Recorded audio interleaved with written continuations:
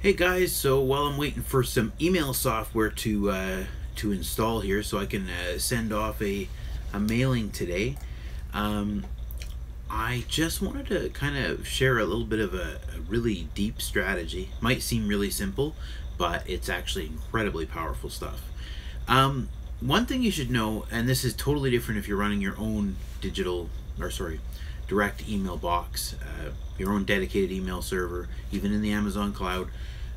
If you're not, and you're on a platform like Klaviyo, MailChimp, ActiveCampaign, Infusionsoft, GetResponse, iContact, Constant Contact, etc., one of the stats they're going to be looking at, which I disagree with, is unsubscribes.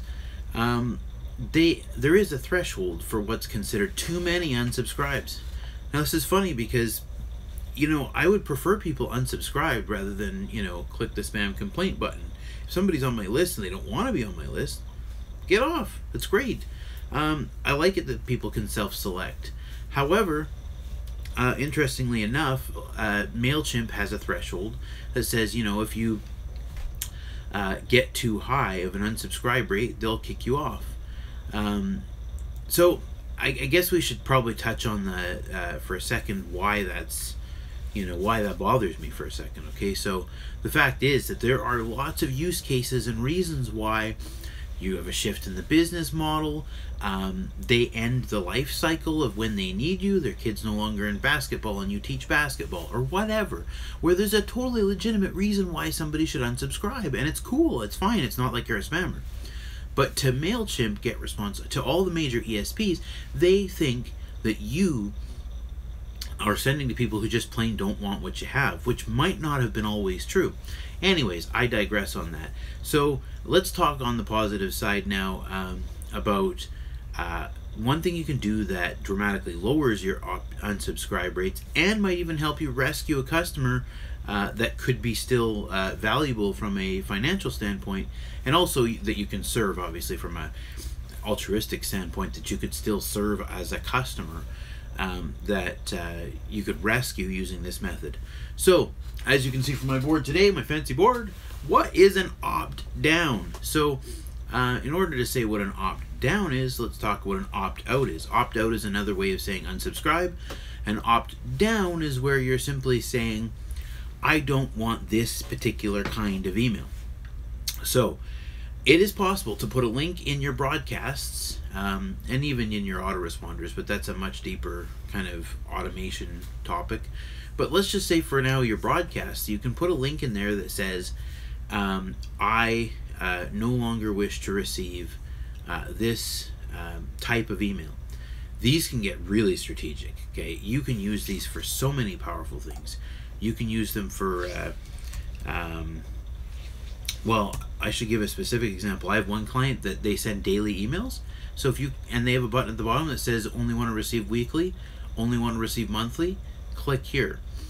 I've got a guy who teaches a certain thing, and what he does is when they exit the life cycle and their kid gets too old, they can click a button that says my kid is no longer the age for this or something like that, and then they can go into a different list where there are different offers for people with older children.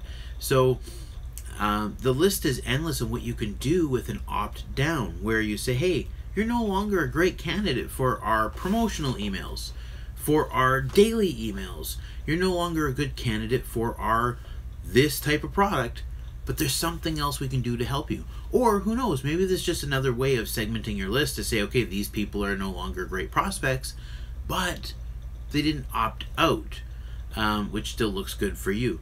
So how do you do this? Well, I mean, there's a number of ways. Some softwares you can actually create a special link. Some of them, what I would do is I would just send them straight to your website, to a thank you page. In WordPress or some of your softwares, you can just create a page that says, thank you for letting us know. So you can just make a /thank you or something and kind of put a message on there that says you've chosen to such and such, thanks for letting us know. Anyways, you go ahead and you save that. And then, obviously, for manual users, for users who don't know how to set up the fancy automations, maybe you don't want to learn or whatever, you just every day or week or whatever, you just go through and make a segment of people who clicked on such and such a link. And if your software allows it, create an automation that says automatically add them to this list. If it doesn't allow it, just go ahead and manually move over every so many weeks or so many days, move over people who've clicked on that link to the appropriate place. But either way, that's what an opt-down is. It's an incredible strategy. It's really simple, obviously. But it could save your bacon. And even if you have a dedicated box, it's still something that makes a lot of sense from a financial standpoint, even though unsubscribes aren't going to get you kicked off your own dedicated mail server. But they certainly are something you want to pay attention to when you're on someone else's platform. That's it for today's Email Expert Show, the email marketing show on YouTube.